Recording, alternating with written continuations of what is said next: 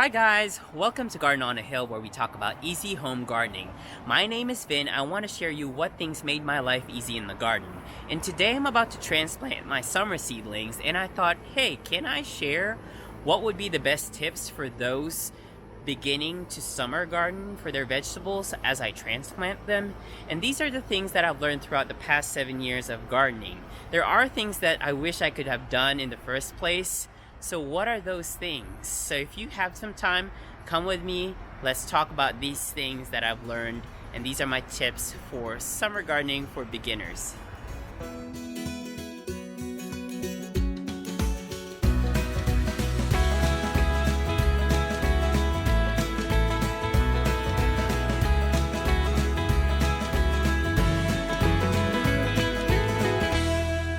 Tip number one, start smart and start small. I'm not sure if you're caught up on my last video, but I'm starting a front yard garden to my side. There's so many times I could have wished I've selected the right container at the first time before continuing to buy that type of container. So in this case, as you can see, I'm disguising this front yard garden container, vegetable gardener here in the front with all these ornamentals, and I'm starting with three containers, rules of three. I chose these containers because they're about 23 inches in diameter, 19 inches deep, and about a half-inch thick container. So it means I can plant big or small plants, and also I can keep adding on to it, and it'll still look nice here in the front with the whiskey barrel design. How many times have you thought of getting free containers, which is not a bad thing? I started that way, but then when you expand your garden, especially in the front, it's very limiting and it's not as neat looking. The other thing is, on the side of this garden as I start, I also have grow bags. Think about grow bags. Just get 3 grow bags, $2 a piece. As you can see, before I start a garden, I try to see if I can grow something in here. So I have these grow bags with these beautiful kales, cauliflowers, broccolis, celery, Brussels sprouts, potatoes, name it, and they're growing. It's not the best thing to have in the front garden, but it grows. So again, choose a grow bag as a container. The only downside to a container grow bag is you have to water them more and put more fertilizer or nutrients in them because they're not in contact with the organisms in the ground. The other thing, which is also on this side, funnily enough, is raised beds. As you can see, I have wood here. Now at this point, this would cost you about $50 and it requires more physical labor. That's one thing you want to also think about, physical and cost. So do you really want to build your raised beds?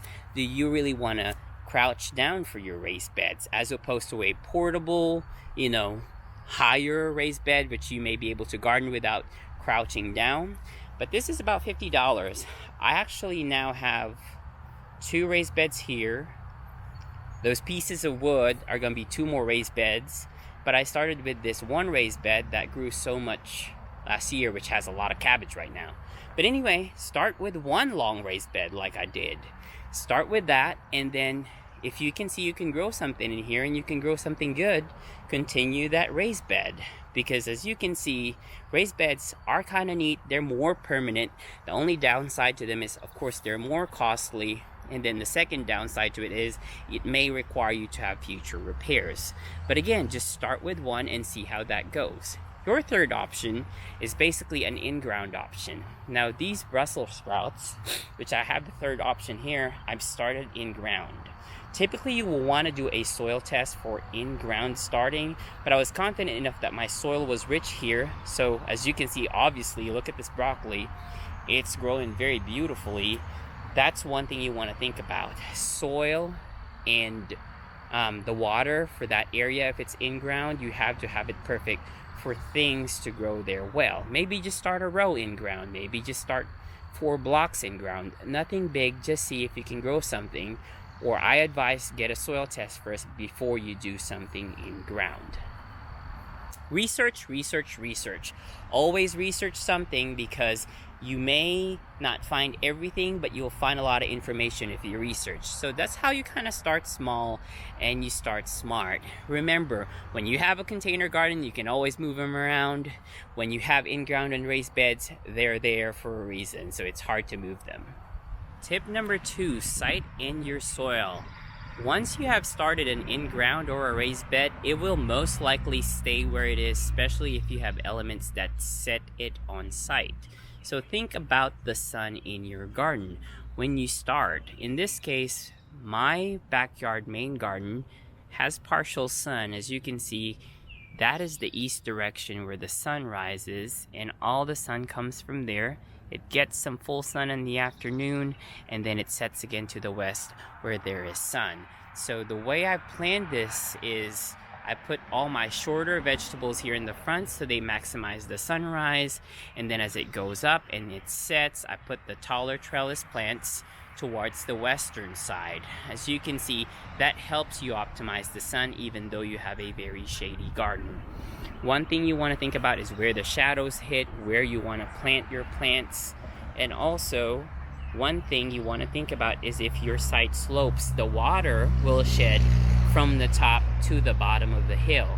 So I wish I could have put my garden here towards the bottom of the hill, but there is a lot of shadow, so I just opted for the sun. So you may want to think about that as you design your garden or you start your summer vegetables. Start with a good soil mix. In my case, this soil has been amended already a couple of times throughout the years. But when you start gardening, maybe you should buy some sort of potting mix or make your own mix so you're ensured that you have a constant good soil, so you know if soil is not the problem.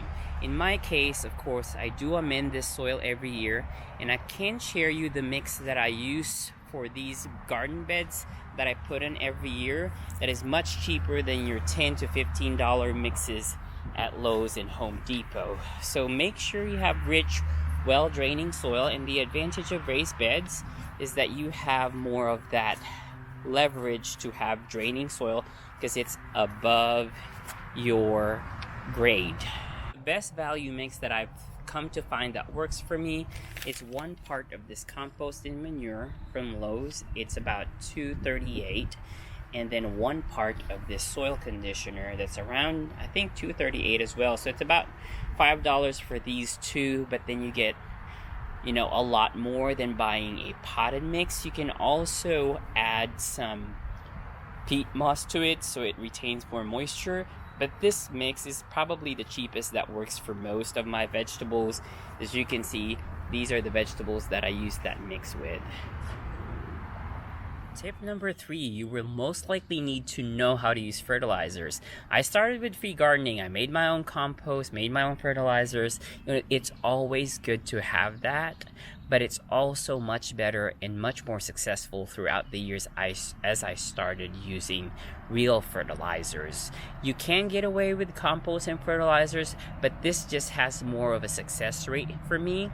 So typically I, as much as I can, want to do organic fertilizer, which is the first 4 colorful plastic bags that you see, but I do occasionally use a synthetic one. And the reason why is organic fertilizers, they do have a smell and they do attract certain, not predators, but just critters in the garden that I do not want to attract. So in my case, for my weekly water soluble 20-20-20, it is a synthetic. I cannot use fish emulsion because I'm going to attract all the raccoons in the neighborhood. So you have choice. Research on fertilizers. This is no way a lecture on fertilizers, but just letting you know you have to be comfortable on using them. So in my case, just as a typical scenario, the Biotone starter that's right next to the 2020, I use that every time I plant a new seedling, which is a fertilizer that helps kickstart my plant. It is a slow release fertilizer. It means it releases the fertilizers throughout the planting season. Now the 20-20-20, I do that on a bi-weekly basis once the plant is established as an instant release fertilizer or a water soluble fertilizer, just so you have those bi-weekly uptakes of good NPK, which is your nitrogen, phosphorus, and potassium in the ground that's readily available for the plant.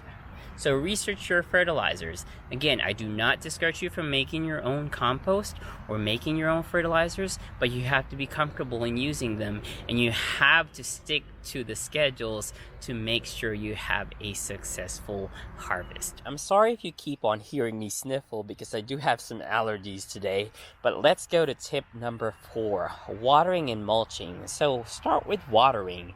As you can see, my garden is very close to a water source. Make sure that when you start a garden, you're close to a water source. I can't remember how many times I've said I wish I was close to a hose bib, because I do hand water and I do hose water and I don't have irrigation lines. Now, irrigation lines is option if you have a lot of money to spend for it and a lot of time. But in my case, I just do water and mulching, hand watering and hose watering. So make sure that's readily available for you. And on the mulching side, it's gonna change your life because mulch helps retain the moisture in the ground and also protects microorganisms. So in this case, I use grass clippings in this bed or dried leaves or anything I can use to mulch it with. So I do mulch heavily, about 2 to 3 inches. And then in some of my beds, I have these plastic mulches and also some in my in-ground setup, as you can see here. It's important to have something to mulch your vegetables so it keeps water retention. Vegetables will tell you if they are thirsty, and in this case, you may not want to have them tell you that because once a plant gets stressed, it does fail sometimes. So make sure you water and mulch, and you have a lot of options to do this depending on the cost. Of course, plastic mulch will cost you, and mulch just from the ground and glass clippings will most likely be free. Mulching also helps you save from watering too much, and a good way to know if your plant needs watering is the fingertip. Use your index finger and just put it in the ground about 2 to 3 inches around the base of the plant, and if the soil sticks to your hand and it's moist, it means it does need watering. If it's dry, obviously it needs watering. So that's just a quick tip from me, how I know when to water my plants. Tip number 5, seeds versus seedlings. So there will be vegetables that are better off as direct sown to the ground, and there are vegetables that require transplants like these seedlings. So in general, you can direct sow most of these plants, but then some you can't really because they have to grow as seedlings in an indoor seed starter when it's still cold, and then you can transplant them when they're warm. So most of these direct sown vegetables are the following: sunflowers, okras, beans, corn, cucumbers, and watermelon.